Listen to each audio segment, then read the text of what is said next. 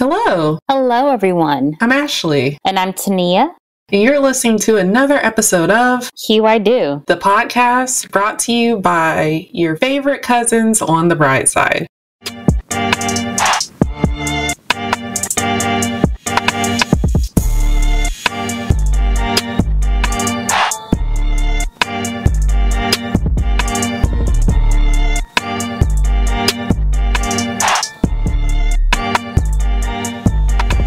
Welcome, everyone, to another episode of Hue I Do, the podcast that's going to help you figure out what decides if you are actually a good fit or not to your vendors.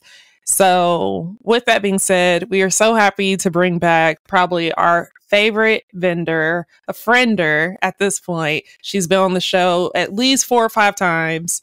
And we're just so happy for her to be back with us. So, Guess, would you like to introduce yourself? Hi guys, it's Ashleigh Nicole with Ashleigh Nicole Photography. I'm so happy y'all had me back. I think I said it before, but I can do this every day of the week, or at least once a week. Yeah. When we start making some real bankroll, we're going to... I got you. Yeah. Like, here you go, Ashleigh. Here's another check. Let's talk. And I feel like y'all are sisters. We could just hang. We could just hang and talk. And you know what? We really haven't actually met in real person yet. Like, in real person. But you know what I mean. In real life. We would have at my wedding, but Ashleigh was booked. busy. So she told me she was busy and she couldn't do my wedding. But it's okay. So, and look, you were a very beautiful bride. Thank you. But yeah, we would have had, a chance to meet in person. But one day we will. I kind of feel like we have, but I guess not. Yeah, I didn't even realize we hadn't met in person either. That just means y'all got some really dope personalities. That's Damn. That's all that means. The only one we've met is like B. Yeah. But that's because she was in our... Yeah. Mm-hmm. Dang. Now I'm trying to think of some of our other frienders. We hadn't really met them either. I met Minister Lorraine and Michael Forster in person because they actually officiated one of my college roommates' weddings. So I was like, hey, do you know who I am? And they were like, yes. They're so nice. So, yeah. Aww. Mm-hmm. Oh my gosh. I remember when we were first starting the show, I was getting my wedding dress. And as I was checking out, I was like, wait, are you Candace Malibu Darby? And she was like, yeah. And I was like, hey, I'm with Hue I Do. We reached out to you to like come on the show. It was like, we had been doing this maybe 2 months. Mm-hmm. So random. But yeah, that was like, I didn't realize how small Atlanta essentially was. So small. Especially with us. Small. Yeah. Mm-hmm. For sure. Mm-hmm. For sure. But anywho, again, we're so happy for you to be back. For those that don't know, tell them how long you've been in the wedding photography space. So I've been shooting weddings since 2017, April of 2017 to be exact. Okay. So it's been a minute. I'm seasoned. I've been hazed enough. You need a good seasoned photographer, though, in these streets. Like, yeah. You don't want somebody taking a chance on your wedding day. Yeah, the Atlanta wedding industry, I mean, not just Atlanta, period, the wedding industry in and of itself, you really do have to know the ins and outs of it to be able to provide the best experience. So, yeah. And we know you definitely know it. But again, we're happy to have you on the show. We are going to talk about... Are we a good fit or not in terms of all the things to kind of process and consider, and how, from the vendor standpoint, like, how do you determine whether a potential bride or groom is going to actually be a good fit for you? So before we get into that conversation, it is time for everybody's favorite game. It is time for this or that. For those that don't know, it's like those Instagram games where you pick between one option or the other, and you just explain why. So because Ashleigh is our special guest, she's going to go first. Then it's Tonia's turn. Then it's mine. We're only doing 2 quick rounds here, and then we'll go straight into the questions. So with that being said, and both of you can think about it from your perspective view. So like Ashleigh, think about this, as if this is someone coming to you that's looking for you to be their photographer. Toniah, you could think about it from the vendor perspective, like you're selecting a vendor. So, would you prefer someone that is very loud or someone that is quiet, like very quiet? Maybe loud.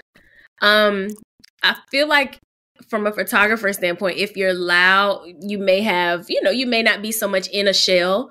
So when it's time to take photos, you may be a little looser in front of the camera, a little more relaxed. I feel like somebody who's really, really quiet, sometimes they may be a little more buttoned up, a little more scared to kind of let go in front of the camera. So give me loud. Okay. Good point. Toniah, what about you? Very loud or very quiet? I'm going to say the opposite. Not very quiet, but I guess because this is a question, I'm going to say very quiet. Only because one of our photographers, or our second photographer in our wedding, she has like a very calm, quiet spirit. And, she's made us feel so comfortable before and after the wedding. And so yeah, I'm going to say very quiet. Okay. I think I would pick someone that is probably very quiet as well. I mean, thinking from the vendor perspective, someone that's loud all the time, maybe a lot, especially like the morning that you're getting ready and all that. Like if they're in your face, or if they're just like, okay, you were on 20 and I just woke up 30 minutes ago. Like we gonna have to bring this down. So that's probably my guess for that one. I'll say quiet. But I mean, I do think that the loud vendor will be able to command a room and get things in order very quick. That is true. Which, of course, I'm not thinking of that. Ooh, you know what? That is a good point. But I do feel like they can get things done. They can get things moving. People will do whatever they say because, and like, they don't even know who that person is or what kind of role they're playing. But because they're speaking to them in a tone and not loud, like you're screaming at them, but, authority. Yeah. There's a little bit more authority in their voice. And so it's like, hey, you, I don't know your name, but can you please go do this for me? Yes, ma'am. So, yeah. That's funny. Okay. Round 2, final round. Would you prefer the one that has a super, super quirky personality, but they can't be on time to save their life, or someone with a very blah personality that's always going to be there at least 20 minutes early? Okay, so from a photographer standpoint, again, give me the on time with the blah personality. Because for us, those wedding day timelines are like almost life or death. So I would rather you be on time so that I can make sure that you can get as many pictures as you would like than for you to be late. I can figure out how to make your blah personality look good on camera. We don't have to worry about that. But please be on time. That's real. Okay. Toniah, what about you? Time is money and money is time. So I'm going to go ahead and do the blah vendor. Like, I think quirky and fun would be fun to be around. However, in the wedding space, time is money and money is time. And we don't have that type of time to be quirky and funny. I need you to do your job and I need you to do your job right and on time. So yeah, let's just do dull, because depending on where they are or what kind of vendor they are, I may not have to have any type of communication with you on the day of. You could be in the back cooking, or you could be, the photographer, or you could be my florist. Like, it could be whoever. I may not have that much communication with you on the day of. So yeah. I agree 100%. You're here to be my vendor, not my friend. So it could be blah, and you're going to be there early, because I expect all the vendors to be there early, because money is money. And a good planner, though, will have factored in a little cushion. However, we don't want to have to use the cushion if we don't have to. Yeah. So, and some people, they get carried away with that cushion. So a little carried away. Like, do we need 30 minutes on both sides of this? Do we need an hour? Tell I had a wedding and started 2 hours late. That's actually happened to me twice. Ooh. 2 hours late. I can't tell 2 you hours. Why. I was where I was supposed to be, but I can't tell you why. But yeah. Ooh. I can't. Well, we are now going to dive into this conversation because, you know, this season, we're really trying to help the girls like really be mentally prepared for wedding planning. Not just, you know, you need to find this vendor, you need to do that. Like, yes, you do, but you also need to understand the why behind it. Like, why did that vendor pass or say that she was unavailable? Or what are things that you also need to think about and consider when you work with or potentially work with some of these vendors? So Ashleigh, you don't have to speak for the entire industry, but based on your experience and your perspective, why do you think it matters if a bride or a groom or a couple is a good fit with their vendor? For a couple of reasons. Speaking from a photographer, I feel like you need to, number one, my work needs to be a good fit. So if you're looking for something that's dark and moody, something that's film, something that's totally different than what I offer, that's the number one, you know, telltale sign that we're not a good fit and you're not going to be pleased with whatever your final product is. Personality wise, if you know that you're kind of, you know, quiet, or you need somebody to kind of bring you out in front of the camera, look for somebody who has a personality that you kind of jive, I sound old, that you vibe with. But the personality of that vendor definitely matters. I like to ask my clients like a little bit about themselves, just so I can kind of see like how they meet. And I'm nosy too. And I like love stories. So I like to hear how they met. But even watching them tell their story, you can kind of get a feel of like what type of photos they would like. Am I really the vendor that they want? Can I give them, you know, the final outcome that they're looking for? Outside of the final product and the personality, I think those are probably the two biggest. Outside of looking at reviews to see like, you know, was everybody happy with their service? Are they still holding on to pictures from 3 years ago that people haven't received? You know, different things like that. Even their practices. A lot of times you can ask the vendors, if you're really interested in working with somebody, ask them for a copy of their contract first. And you can kind of go through and see all their procedures. And if their procedures, you know, line up with what you think that you can adhere to, that's another, you know, check mark as to whether this vendor is going to be the best fit for you or not. I had no idea that you could actually ask for the contract first. Yeah. You can ask for it first. Just and I mean, it makes sense. I would rather you look over it and sign it instead of just signing it and not looking. And then when something happens, I have to tell you, well, you know, Section 3C, Georgia Code, whatever says. Yeah. It's, you know, and you didn't know it because you just signed, whereas you took your time to actually, you know, look at it to make sure you were okay with whatever you were signing. Okay. So what do you look for or notice in the consultation phase? As far as whether the client is a good fit for me, I definitely look at what their wedding plans are. Again, I'm nosy, but I like to hear like how many bridesmaids and groomsmen are you guys going to have? If it's a wedding party of 600 on each side, well, I may not be able to handle that, you know, but I know like me personally, I've done 14 and 14. So I like to know, you know, around about where your venue is. Is it a venue that most photographers aren't, you know, comfortable shooting wherever, but has it been somewhere that I've had experience working with that staff? Do I know how that staff normally operates? Even the couple, how they interact, like I am watching that as well, because it helps me to realize, okay, is this a couple I'm gonna have to pull a little bit more from? Like, does the guy really hate to take photos, which most guys, you know, hate? But I'm watching their dynamics as well. Sometimes there are couples where I'm like, ooh, I don't know if I can handle, you know, this one. Or there are family dynamics that they talk about, or even things about the wedding that I'm kind of like, I don't really know, you know, if I can give them exactly what they want. And I have told people, I don't think, you know, we're going to be the best fit, but I don't say it in a way where it's like, I don't want to work with you. I give a reason. I think you need this. I think you need somebody that does this. And then I try to give them recommendations of somebody that I know can help them and to get what they actually want.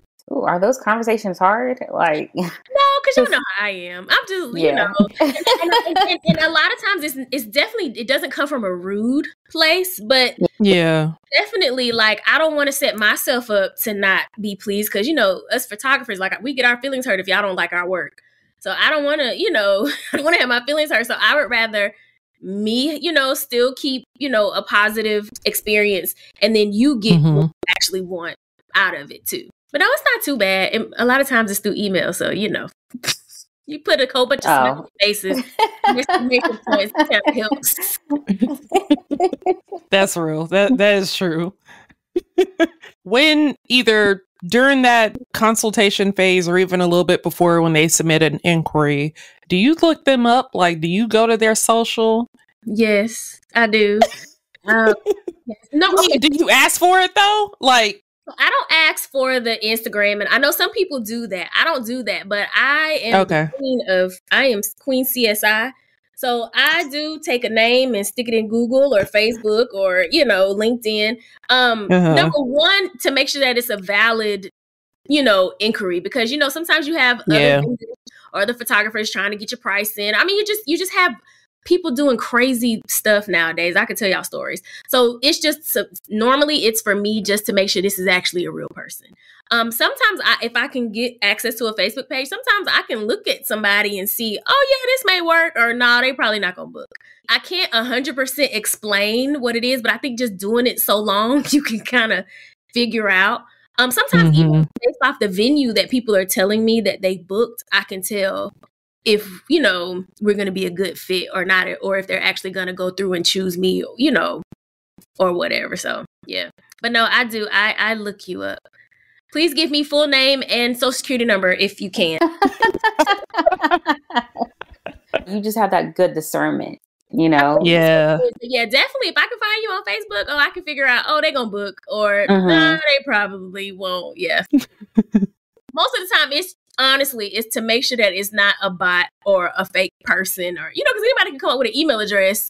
That's true. And, hey, I'm getting married so-and-so to get your information. So, yeah. That is true. I had no idea. I mean, low-key, that's kind of smart, but also that's like, what are you doing? You know? And you don't want to waste your time. You know, we yeah. a ton of inquiries, and outside of getting inquiries, like, we're doing other stuff, you know, too. Like, most photographers, we are a one-man show. So I am the CEO, I'm the cafeteria lady, I'm the trash man, I am the tech person. So if I can figure out ways to kind of not have to spend so much time, you know, on fake inquiries or whatever, and they don't happen that often, but I will. All right. So what are you noticing during a consultation call usually? Number one, I'm noticing how the couple responds to the information that I'm giving them. So it's always Zoom. I pay attention. So like if I'm explaining a process, I can tell if they're a little confused, and then I'll know to explain a little bit more. I can tell if they're like really interested in a certain, you know, topic or whatever I'm explaining to them at the time. I also watch how they vibe. It's really important for me as a photographer to have clients that, and I hate to say it this way, that actually like each other. Sometimes like we have been through some stuff as photographers. And so it's easier on us, and it's easier on you to know, like, okay, they actually like each other. Like, it's not going to be a problem, you know, on engagement session. I have couples come to the engagement session, they're cussing each other out. And then I'm like, well, how am I going to make y'all look like y'all love each other, you know, now? But I definitely pay attention to the vibe, especially, and I hate to say it, but especially the guy. If the groom is on the call, I'm keen on him, because a lot of times the guys don't care anything about, all they care about is the price. So if he's giving me a good vibe, or, you know, how he is, I can kind of tell how that engagement session is going to go, and I can tell how he's going to be on wedding day. Sometimes guys can make the process tough because they don't want to do it anyway. Not that they don't want to get married, but they don't want to do the picture process. They could do without it. And so sometimes it does make it a little difficult. And sometimes I can tell if the guy acts like he doesn't want to be there, the girl gets flustered, and then she's kind of off her game. And then it kind of takes a little time to kind of get them both back to where they need to be so that they get nice photos. But the chemistry of that couple is very, important. Outside of that, I'm just looking at body language. If you're smiling at me, if you're interested in a conversation, if I feel like I'm talking and you could care less, like those are signs that, yeah, you may not, you know, you're either just price shopping or you have your heart set on somebody else and you just wanted to check me off the list or whatever that is. But definitely the chemistry and that eye contact and body language. What if he don't show up to the consultation and it's just her? A lot of times they don't. A lot of times they don't. That's not a factor that would make me think, oh, I don't want to talk to them, because it's very normal. The guys are just at home. Text me the price when it's over. You know, they don't care. It's refreshing when they are there, but I will say sometimes even when they are there, they're like, I don't even know what y'all talking about. You know, now you do have some guys that are very into it, which is very nice and refreshing to see. But the vast majority of them, they don't need all of this. Just give me the 5 bullet points and how much is it, and we'll talk after. Did you like her or nah? Did it go well? Okay. How much is she? That's all. How much is she? Right. I don't care if I like her. How much is she? Yeah. Yeah. Who, for those individuals whose husbands are, you know, that like all they care about is the money. Okay. My husband was all up in there, all up asking questions. All up in the videos. Yes. I was like, oh, well, I'm going to go ahead and have this meeting. Not without me. What you mean? You were already on the last meeting. You can not be on this one. No, I need to be there because every single time y'all talk, there's more money. I told you, it always goes back to money. Always. That is hilarious. Hilarious. All right. So final question. And this is again from the vendor perspective, but what are some other red flags that you try to avoid, or at least you're cognizant of and you try to avoid, either through the inquiry process, the consultation process, or even after it's gone past the consultation phase? So I don't know how it's going to come off. Hopefully it doesn't come off any kind of way, but I think there's a consensus with vendors when people reach out to you and they just say, what's your pricing? How much is it for 5 hours? No hello, no wedding date, no any type of, you know, preliminary information is given. Most of the time with those, I'm not available or I'm booked. Just because because I know you're only concerned about the price. You don't know anything about what I offer to my clients. You don't know what my clients get. You don't know what kind of secret special stuff I give to my folks, you know, during the course. You don't know how much help I give. You don't know how much I pose them. All you care about is how much is it for 4 hours. And 9 times out of 10, 4 hours is not enough photography for your wedding. I don't know, maybe they got that from the Knot or something, but we all know they don't give the correct information there. But that is a red flag for me. A couple that kind of just, you can tell like there's just a checklist. They're just asking questions. They don't really know what they want. They just, again, got something from the Knot or Wedding Wire, God bless them, but they don't know what to ask. Just checking off. A lot of times I can also tell like if somebody is solely like based off of just what the price is, that's another red flag to me, because again, the price is there because of the value that, you know, vendors provide, not just because, you know, we trying to drive Mercedes and Bugattis all around. So I think those are some red flags. I'm trying to think, what's another? Asking us to change our contract. Generally, our contract is there because we've kind of seen the ins and outs. We kind of know what can happen. People think that it's only to protect us, but I promise you, it's to protect y'all is there. Literally in my contract, it says, if I don't show up and if I don't find somebody to shoot your wedding, you get your money back. So if that wasn't there, technically I could fight you tooth and nail to give you, you know, that back. But to ask a vendor to change their contract when in essence, we kind of know what a wedding day can entail or what it takes to service you. To me, that's a big sign that I'm not the right vendor for you. If you don't like what my contract says, which means you can't adhere to whatever policies are there, respectfully, you might need to find a vendor, you know, who has different policies and procedures than I do. But that's a big one. So yeah, and I've had couples who, you know, asked me to change it and I didn't, and they went somewhere else. And it's not very many, but one of them who did came back like a year later, said, I really wish you would have took our photos. I've had someone come to me and tell me, you know, we really love working with you. You know, we're so excited. We love all that you have to offer. We love your photos. But I'm talking to somebody who works for, what team was that? the Carolina Panthers or with some football team, and they'll shoot our wedding for this. You know, can you do this or can you do that? And of course, the answer is, you know, no. But to compare a wedding photographer to a sports photographer, it's kind of like what are we talking about? And then that same person came back afterwards and said, "I wish you would have shot our wedding." Or no, of course. Sorry. Not can you shoot our wedding? Can you edit the photos? Because we yeah. So stuff like that. It's kind of like you can just kind of tell like there's no true appreciation for the art. Even another red flag is when you can tell couples are trying to tell you what to do, or almost like they want to control your process. And my thing is, if you like the art, if you see the reviews, if you like the pictures, trust me to give you the same bomb experience that everybody else has. If you can't release control, you pay me, especially the amount that you pay. If you pay me, let me have it and trust that I'm gonna come through for you. But people who have that control and try to control or create things so that way my process doesn't actually get to work how it should, that's another red flag. And a lot of vendors, we take quite a long time to create workflows and a true experience for you. So when you book, this happens. After this happens. In 3 weeks, I'm going to send you this email about this. In a week and a half, you're going to get this. All of that stuff is done in order. And if you try to sidestep any of it, your experience is not going to be as good as this other bride's because she, trusted me to kind of do my thing. Yeah. I mean, I understand that everybody has budgets for weddings, but if you really like somebody's work and if you really hear good things about them, just take the time to talk to them, because a lot of times you'll see that price, it makes sense with what you're getting, from that vendor. And getting is not simply your gallery, an album, or a print.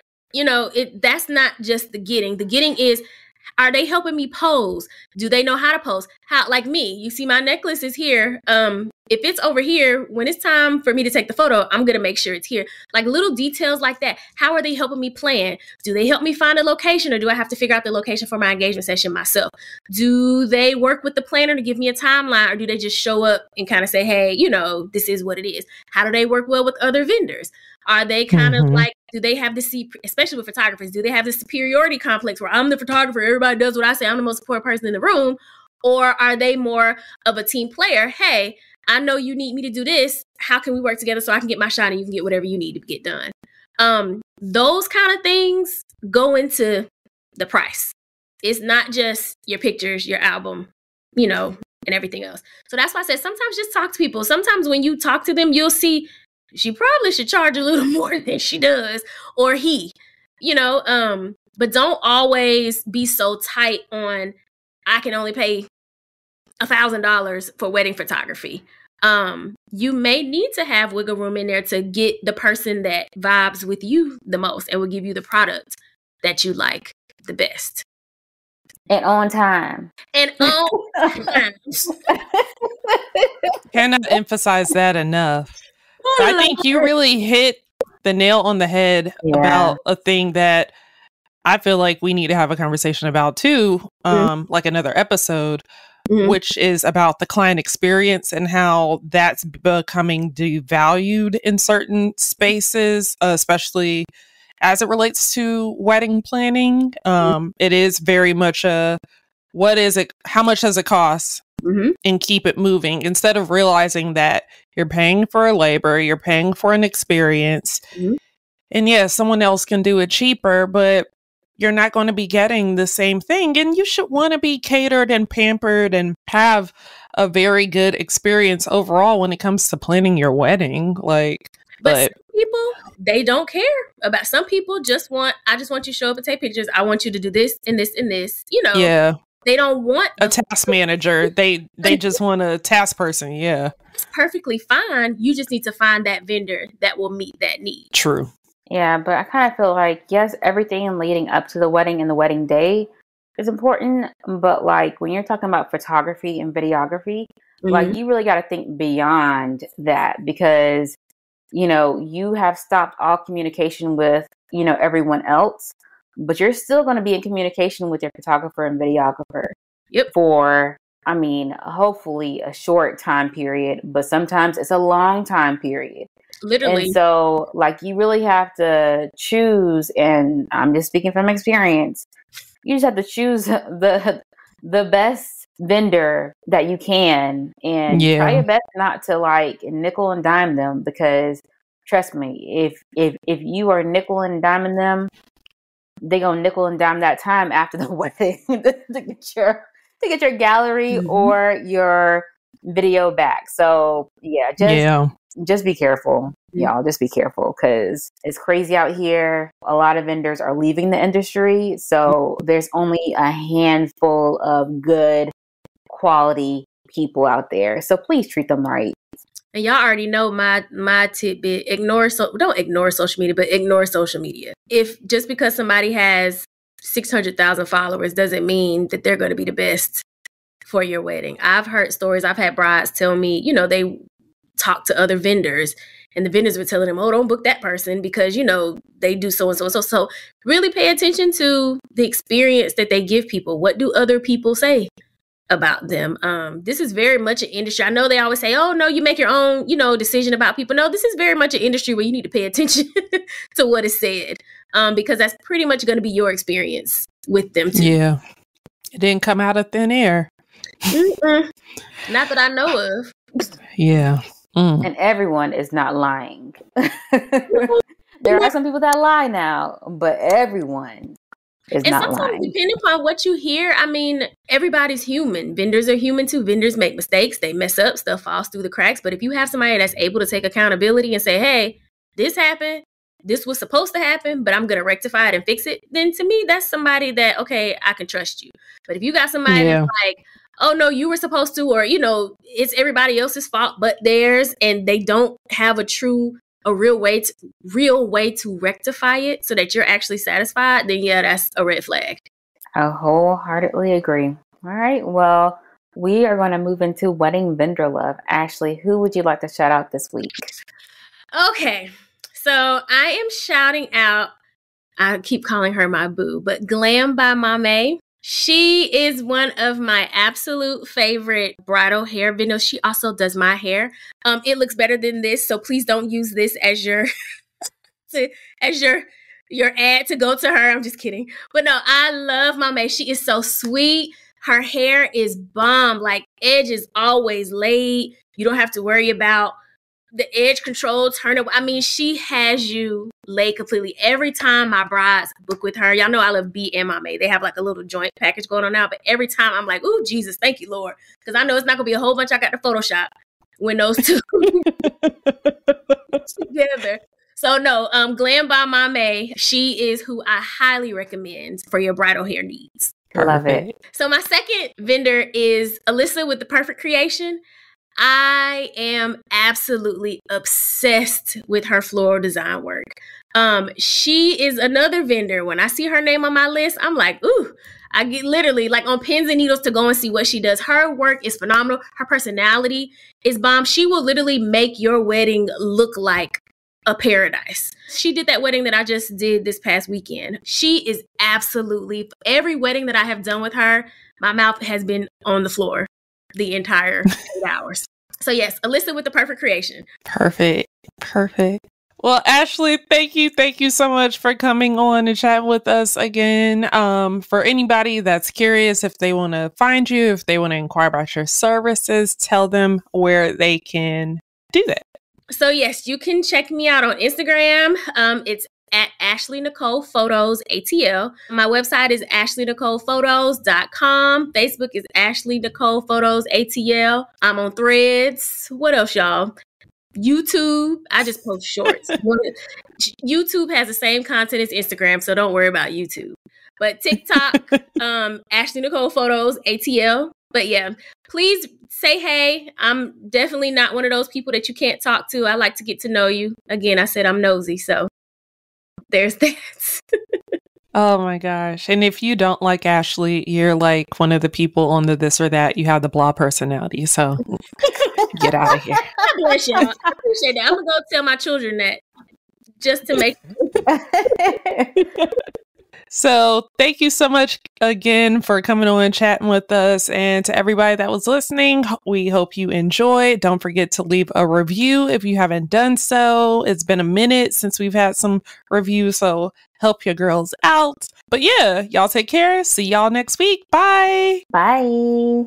Don't forget to follow us everywhere you can. We're on TikTok, Instagram, Facebook, Twitter, and even YouTube. You can find us at HUIDOWED, which is Hue I Do Wed, or at Hue I Do Pod, which is HUEIDOPOD, on pretty much any of those platforms. In addition to that, if you want to know more about any of the amazing wedding vendors we've shouted out, or any of the really cool wedding vendors we've had on the show as guests, or just some awesome wedding vendors in general that maybe you don't know of, head to find.hueido.com. There, you're going to find over 600 wedding vendors that can help take you to your happily ever after. And no matter where you listen to Hue I Do, if you could, please leave us a review. It will help other bride-to-bes and other people in the wedding planning space find a podcast that speaks to them as much as Hue I Do speaks to you.